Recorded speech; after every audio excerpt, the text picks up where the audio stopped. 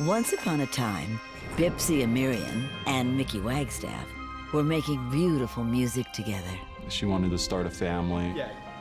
She talked about it, she wrote a song about it. He lavished her with attention. All people kind of like that, don't they? But their duet quickly becomes a swan song. They didn't approve of the relationship. The tiger in her just kind of came out. I started to cry my heart was crushed. For this couple, the honeymoon is over.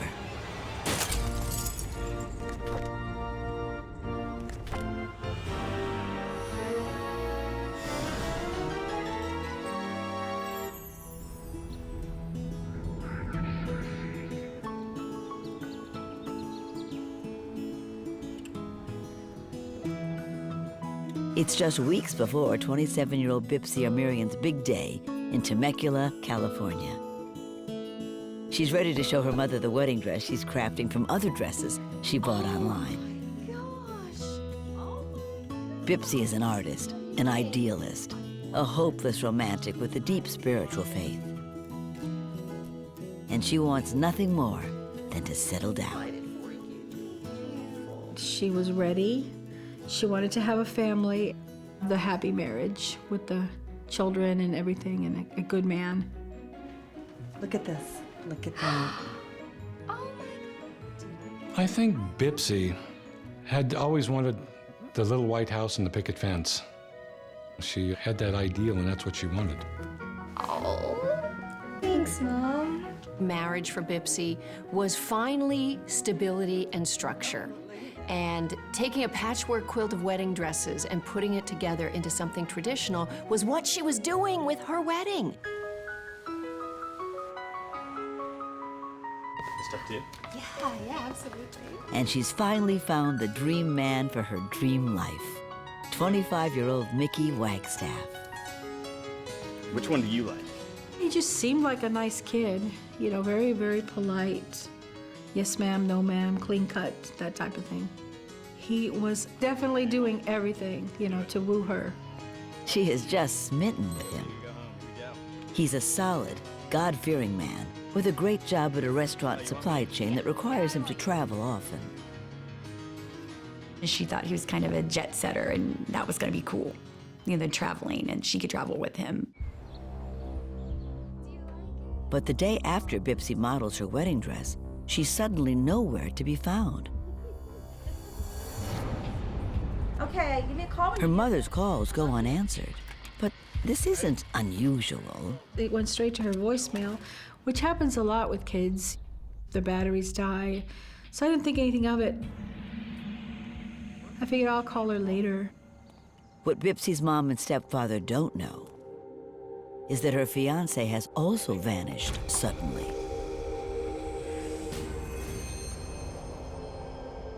And unlike Bipsy's mom, his boss believes something's wrong. The day before, Mickey had been acting strangely. He looked scared and worried. Odd behavior for a typically laid-back guy. He normally checks with his boss before he leaves work, but that day he took off abruptly, missing an important meeting.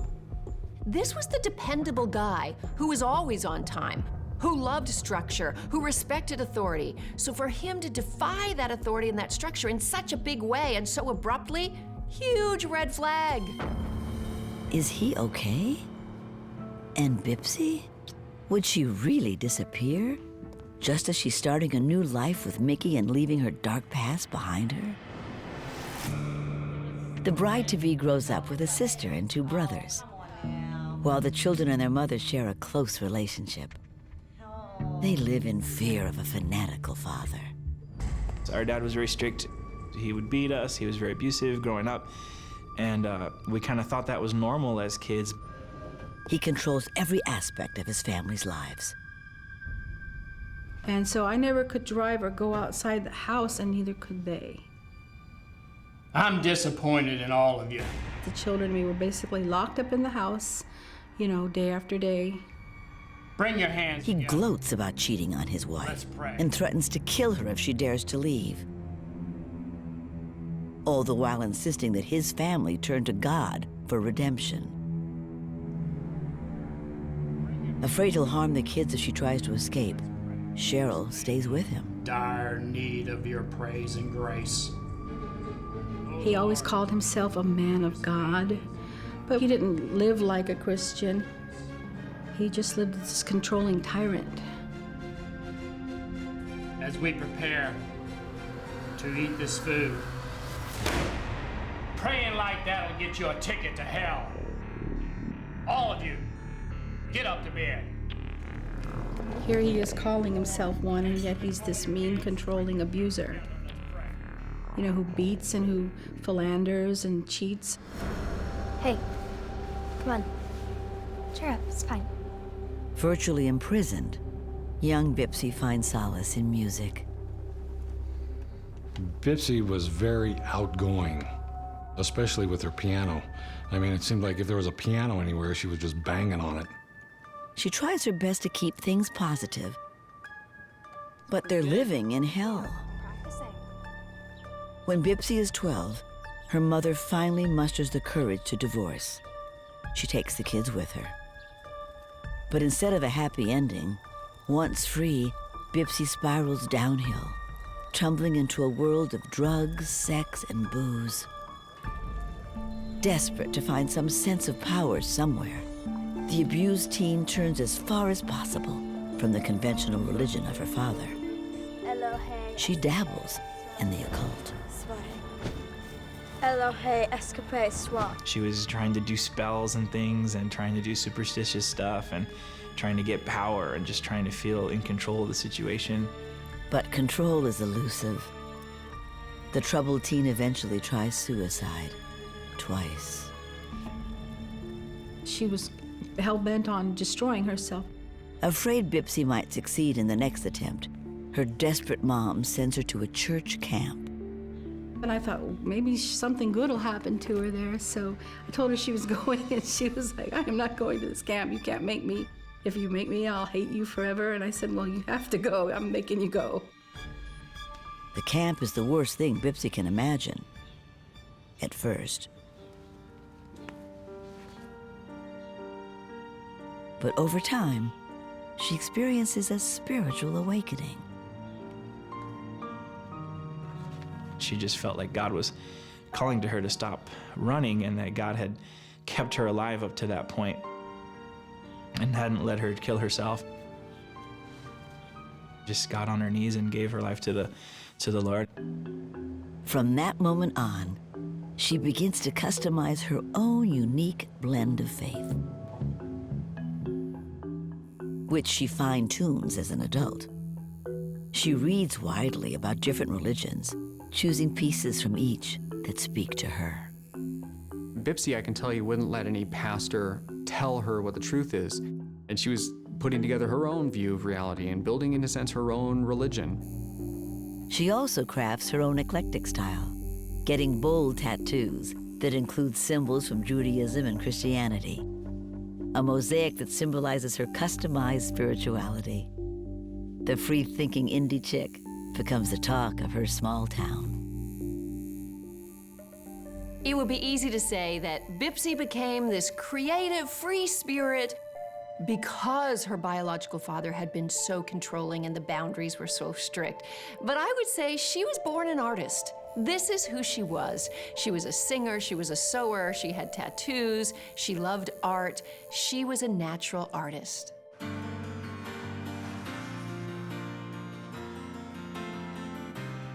She throws herself into her music, writing songs for a CD she wants to release. It's going well, but the same can't be said for her love life. In 2006, she's fresh off a relationship that ended in a disturbing way. She wanted to break up with him, and he didn't want to break up with her. And he started stalking her. With an obsessed ex, she's gun-shy now, but she still dreams of love. She wanted to be married to somebody special. She talked about it, she wrote a song about it. Though she doesn't know him yet, Mickey Wagstaff is living in the neighboring town of Paula, California. He's structured and solid, raised in a strict church. He was always at his church. He was homeschooled. His parents raised him up to be a good religious kid. Do this in remembrance of me. He's a youth leader committed to helping kids. He also volunteers at soup kitchens and for mission trips. He wants to make the world a better place. Now the Lord. In the Seventh-day Adventist church he attends, Mickey is taught to be wary of flashy things like tattoos and jewelry, and anything but simple, modest clothing and a quiet, humble life. But he's also a red-blooded American kid, handsome, funny, and smart. So he recognizes a pretty girl when he sees one. In summer 2007, Mickey and his twin brother catch Bipsy performing at a coffee shop in town. He's immediately wowed by the cute bohemian singer. She's mesmerizing.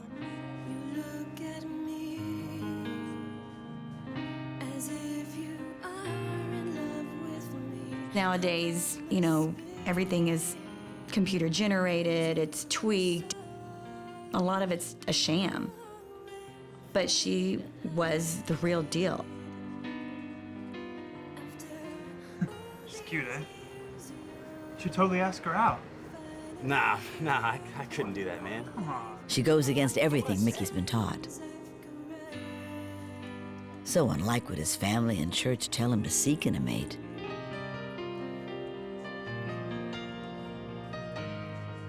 But he can't take his eyes off of her. She was very gifted, very captivating when she performed. He was very enamored of that. Hey. He convinces his brother to be his wingman and approaches, something he never does. Good. Good. You were amazing. What's your name? Oh, sorry about that. I'm Mickey. And they were hanging around, being groupies. You were amazing. Oh, thank you so much. Thank you for coming. They talked about how much they loved her and loved her music, and it seems as though they hit it off really well. It's the first moment that will lead to love. But now, just a month before Bipsy and Mickey are set to walk down the aisle, the couple has vanished. What could have gone so wrong only weeks before what should be the happiest day of their lives? Had they decided to flee their past and elope to start a new life together? Or had Bipsy's stalker ex-boyfriend gone too far and split apart those who God was about to join together? I like the big one. Big one? Yeah. Get the big one then. As Bipsy Amarian and Mickey Wagstaff prepare for their upcoming wedding, the couple disappears without a trace. Mickey's boss is concerned. The young man is always so dependable. But that day, he seemed scared, then left work without telling anyone, skipping an important meeting. Something serious must be happening. Bipsy's mother and stepfather aren't worried. It's only been a day since Cheryl saw Bipsy showing off her wedding dress. Okay, honey, give me a call when you get this. I love you. Then I tried again calling her the next day in the morning, and I didn't get her either. No big deal because her phone would always die. After all, Bipsy's an adult and doesn't need to check in every day. But her mom has been afraid in the past. Especially 2 years before, when Bipsy briefly dates a guy named Kurt Coppell. Turns out Kurt's not her type, so she breaks up with him. But Kurt won't let her go. He's just like her abusive and controlling father. He started saying all these crazy things, like, you belong to me, you know, we've been together, you're mine forever, and just scaring her, stalking her and scaring her. He would just not let up. Just trying to get a hold of Bipsy quite often and was emailing her obsessively. The obsession gets progressively more intense. The things he would say really frightened Bipsy and haunted her. Finally, he steps over the line. He was threatened to kill her. She finally got a restraining order. She will not allow a man like her father to control her. She knows her ex is out there, watching her, but there's nothing else she can legally do. Scared and disenchanted, Bipsy takes a break from men to focus on her music. She's not looking for love when Mickey and his twin brother approach her. Good. Good. Have you been here before?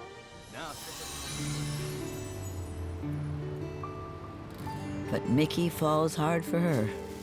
Have a good day. You too. And despite what he knows his family and church friends will say, he steps up his game.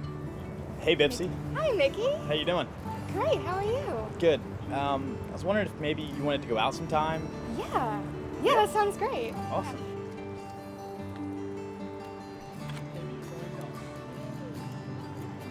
He lavished her with attention.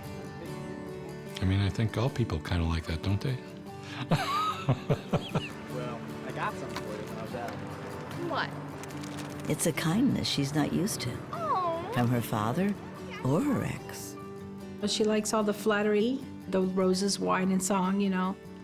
He was doing that to the hilt. To Bipsy, a boyfriend isn't just about a life partner, to have a baby, to build a house. She's been a little unstable on the wild seas since her, domineering dad was out of the picture. So a boyfriend to her also represented structure, and structure feels safe to her. Bipsy suddenly has a new song in her heart. She would always say glowing things about him. She seemed to be, in love, and she seemed to be really happy. This is fun. Yeah. Passion grows in the young lovers' hearts.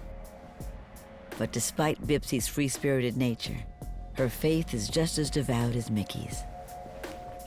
And they agree to save themselves for marriage.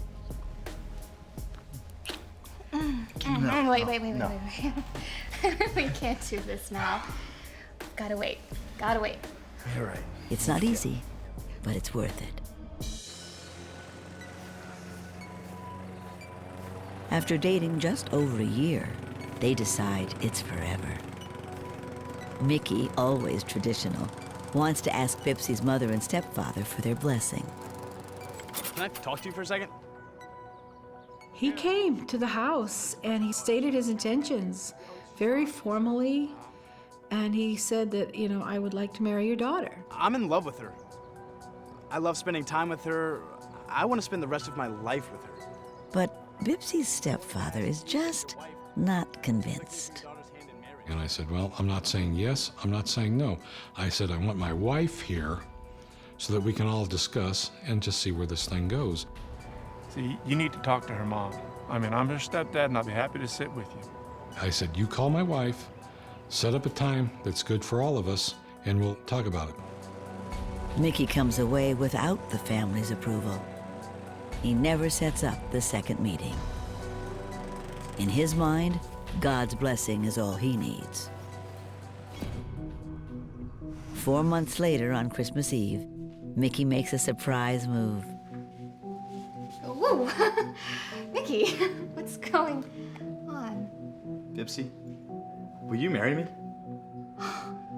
Yes. Yes? Yes. This has been her dream.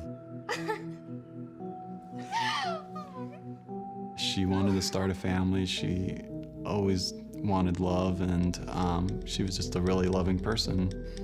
And now she's got it forever. But then, she and Mickey just vanish. 2 days pass with no word from either of them. Although they have no specific information to contact police with, friends do worry if Bipsy's stalker ex, Kurt Capel, might be back. Had the thought of Bipsy making music with another man driven her jealous ex over the edge? Last time I saw Bipsy, I ran into her at the mall, and she was showing me a pepper spray can that Mickey had given to her for self-defense, just in case. Could the stalker have snatched the songstress and harmed her future husband?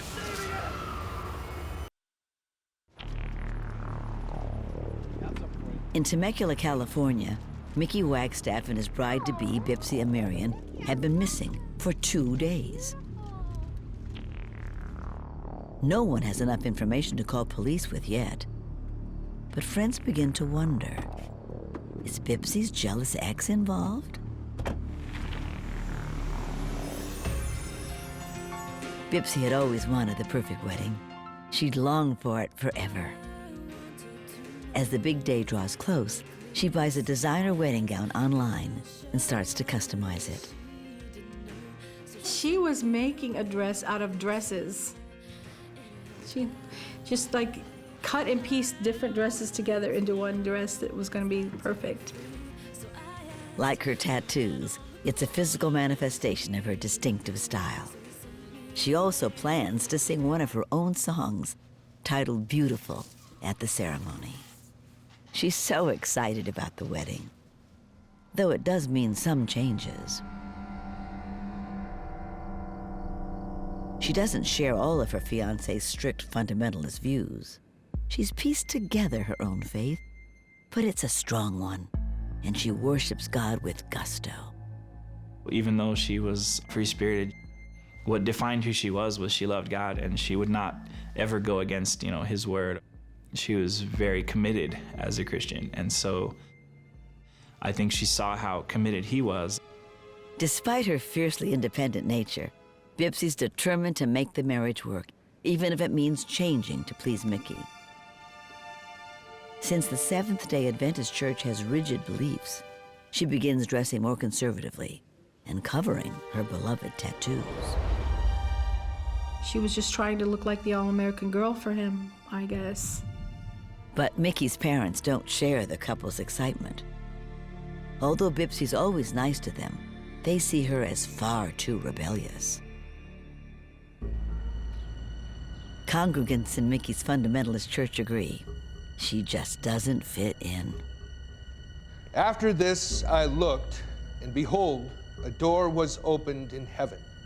They require members to live quiet lives, make all their entertainment Christian-based, and steer clear of anything but the most modest clothing. Mickey fits the bill. His tattooed fiancé, not so much. It is a very strict religion, and he was expected to abide by the rules and the regulations of the church. He was very fanatical about religion. Fanatical. Bipsy wants so badly to have a husband, she tries her best to immerse herself in Mickey's world. And she would say, yeah, I know that the church that we're going to is a little weird, but they're really nice, and I know it seems like, okay, I don't believe with everything that they say, but they're good people, and I can still make this work.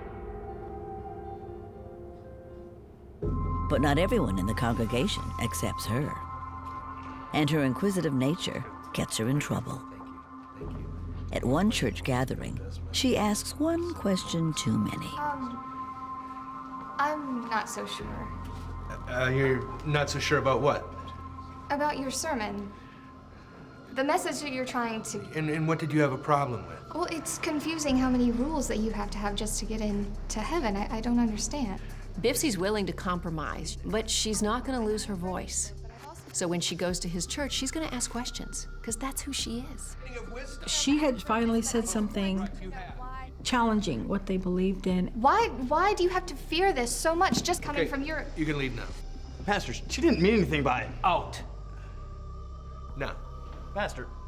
And they pretty much told Mickey, well, you stop seeing her and don't have anything else to do with this girl. And so he said, no, I still want to. Mickey refuses to allow the church to come between him and his true love.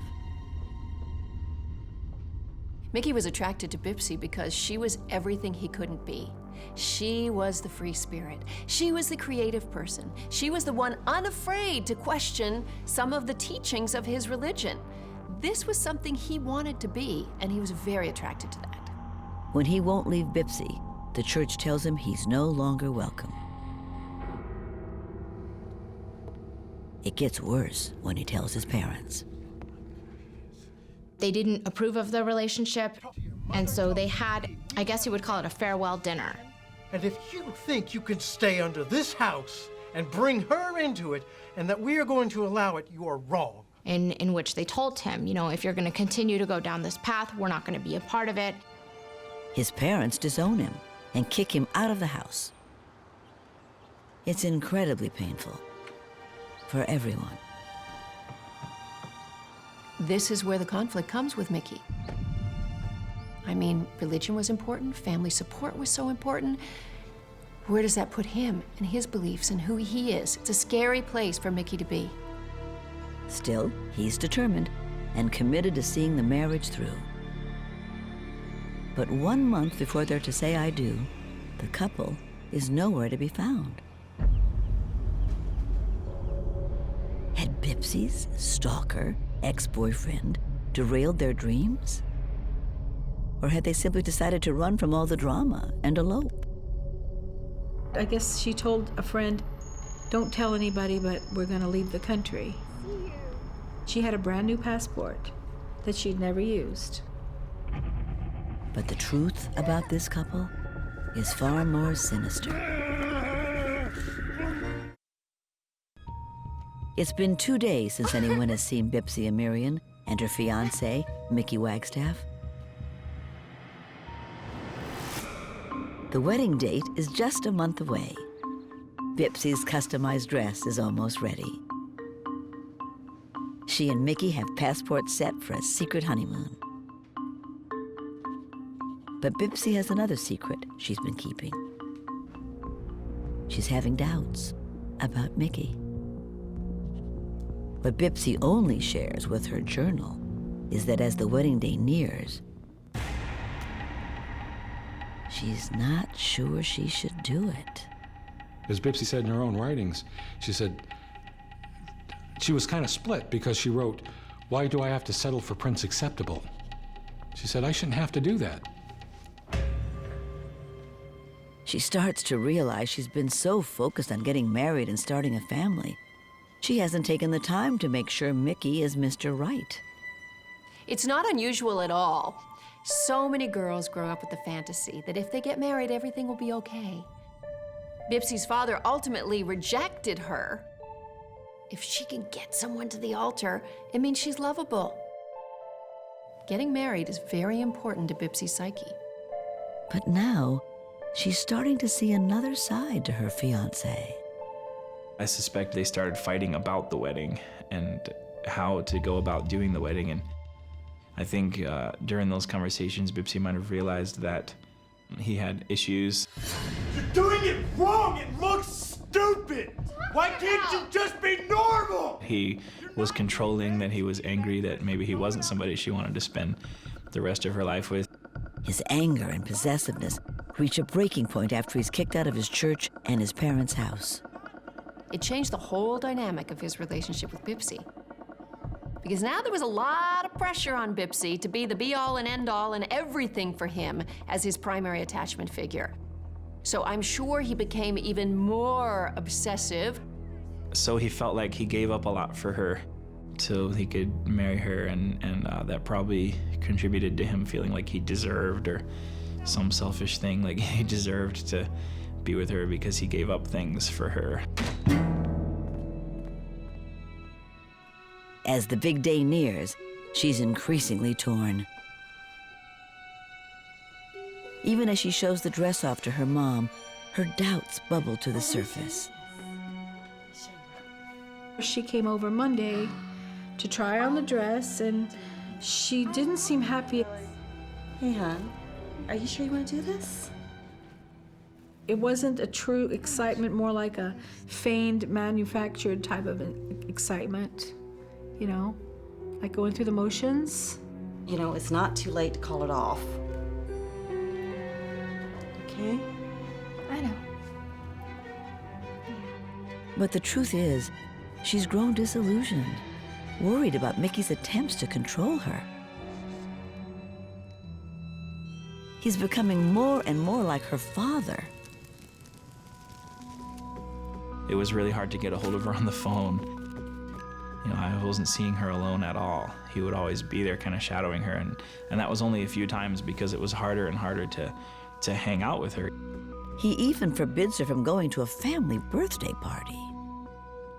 You know, sometimes the more hardcore, the more fundamentalist the religion, the more narrow thinking, the more that religion attracts people who have chaotic interiors.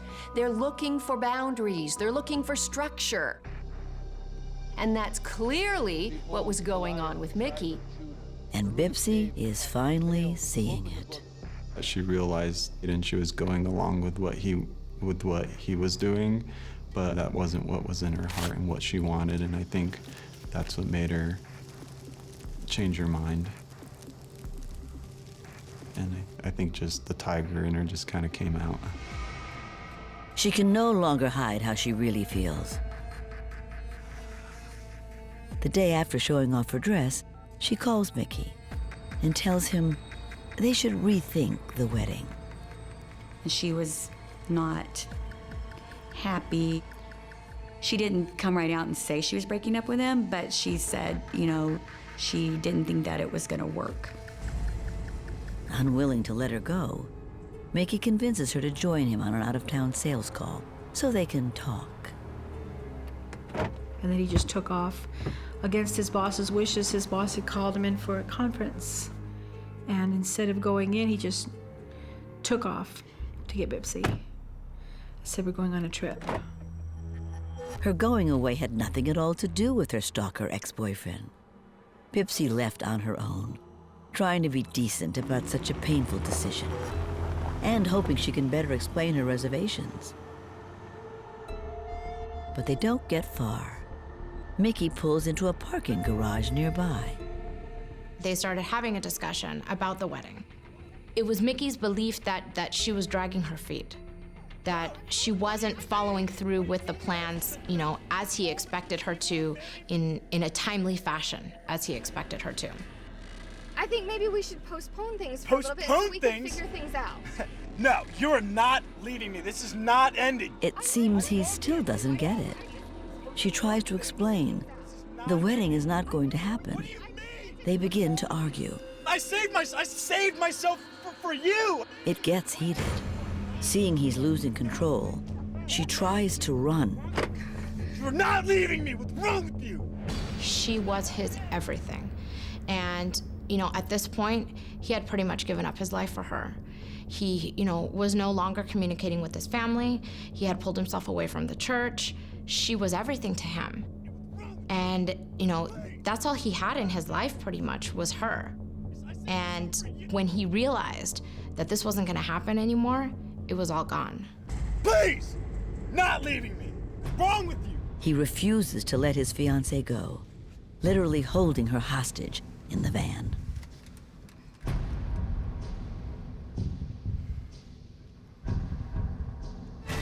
It's an agonizing irony. The parking garage where Bipsy is being held is just blocks from her mother and stepfather's home. And they have no idea. That just makes me sick because she was so nearby and I had no clue. 2 days after Bipsy vanishes, her mother's at a doctor's appointment when she's suddenly overcome with emotion. She has no way of knowing, but she somehow knows. Something is terribly wrong with her daughter. Suddenly, I just felt so sad, and I don't know why. I just felt heartbroken, and I started to cry like my heart was crushed, and I don't know why. I thought, what am I crying for? You know, but I did. 48 hours after Mickey Wagstaff kidnaps his bride-to-be, Bipsy Amarian, a Temecula, California police officer is on routine patrol in the parking garage at an area mall. He was just driving through the parking structure as he normally would and noticed that the van was parked away from other cars, which he thought was somewhat suspicious. As he continued driving past it, he thought he noticed some sort of movement. He was gonna walk up to the car just to see, you know, maybe there were some kids in there. He has no idea the horror he's about to encounter. At first, there's no response. But then, a man with a knife. He kind of turned and faced the officer and made a stabbing motion, as if he was going to come towards the officer. Standard procedure is to call for backup. He just kind of jumps back, he gets behind his patrol car, and he points a gun. I'd imagine in case this psycho with a knife is gonna pull out a gun or something, you never know. And a couple minutes later, another unit shows up.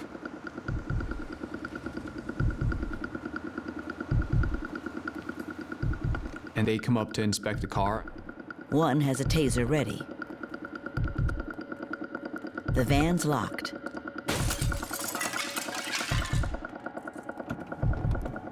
Inside is Mickey Wagstaff. Beneath him, his young fiancé, Bipsy. They ordered the defendant out of the car, and he would not comply. He would not comply. I mean, they asked him time and time again, and he was just in a complete and utter daze. He wouldn't respond to them. Drop the knife! They taser him to subdue him. Then check Bipsy.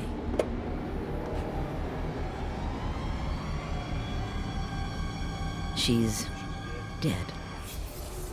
There was blood everywhere, everywhere. I've never in my life seen the amount of blood that I saw that day. There was a mattress in the back of the car that Mickey had been living in and sleeping on, and it was soaked, completely soaked. The medical examiner later determines she'd been stabbed 39 times. She was dead within seconds of the officer approaching.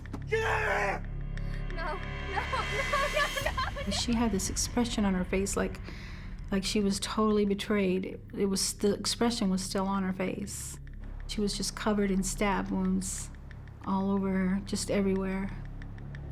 Eerily, most of the wounds are centered around the unique religious tattoo on her back.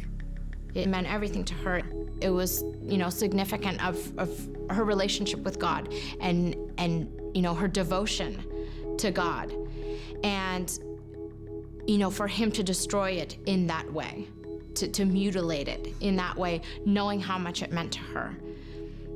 And at the same time, signifying his betrayal to her, stabbing her in the back that way. It's a horrifying scene. Her body was out on a sleeping bag. And the first thing that I noticed was just next to it was her van, and there was a bumper sticker, and it said, "Real men don't use violence." I felt sick. I instantly felt sick. Once he recovers from the tasing, Mickey makes a full confession. Mickey, no! Wait for the wedding tonight! Mickey, please! Mickey, please! No! He tore her shirt, and he pinned her down, and he raped her. This person that she loved and she thought she knew, had taken it to the next level. He had become a monster. Rape is a crime of power. It is not a crime of sex. It's not like I've been aroused for so many years, now's the moment. It's only when he's losing her does he become sexually violent. It's I will take you, I will own you, you will not get away from me.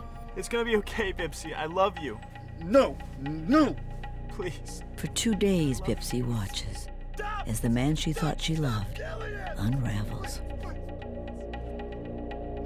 He'd lost his family. He'd lost his church. He'd put everything on Bipsy. Please, Jesus. And now he was losing Bipsy. Come over to her. Strap up her legs. Come on. Okay. And what does she do? What's her movement now? So she's okay. So she's moving this way like that. Okay. And now does that leave you on top of her? Yeah. Is that when you start stabbing her? I've already started. I'm sorry, what? I already started. Oh. Please. Bipsy's family seeks the death penalty. If I would have known then what I know now, when he came to my house, I'd have gotten a wood chipper, dropped him in the wood chipper, and he'd be fertilizing my roses right now, to be honest with you. Was she all right? God forgive me, but that's my thoughts toward him. She never expected this to happen. She never expected, this kind of outcome from a man that she loved. And she truly did trust him, and she truly did believe in him. And this was gonna be, the man of her dreams, her husband. The same man is convicted of murder and sentenced to life in prison without parole. What the hell happens with this kid who's a youth leader in his church, an upstanding member of the society, and then what happens that makes him pull out a knife and stab somebody 30-some times? There's no explanation, and you know what? There never will be. Weeks before her wedding, Bipsy Amarian recognized she was about to marry a man just like her father. Sadly, it was already too late. She had realized it, and she was going to leave him. He was just a Pharisee like her dad, just a monster with a religious facade. No, her dad was exactly the same, just abusive, controlling, and dangerous. Very dangerous. Bipsy had had a hard life. She endured the control, the abuse from her father. She escaped with her mother. She created a life for herself that was a free spirit. Her art flourished, her music, her tattoos.